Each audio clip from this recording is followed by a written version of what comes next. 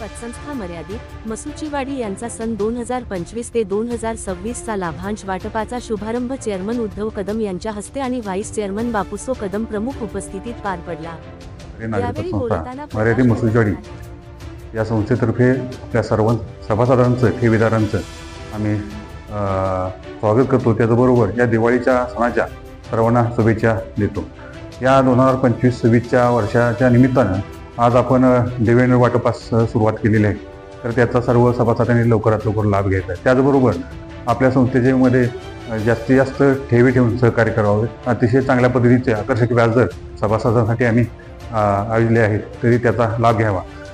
संस्था सर्वांसाठी चांगल्या सुविधा निर्माण करत असते। आपण आता यंदाच ऑनलाईन सेवा सर्व संस्थेचे चालू करीत आहोत, त्यामुळे याचाही आपण लाभ घ्यावा। त्याचबरोबर पुन्हा एकदा सर्व सभासदांना दिवाळीच्या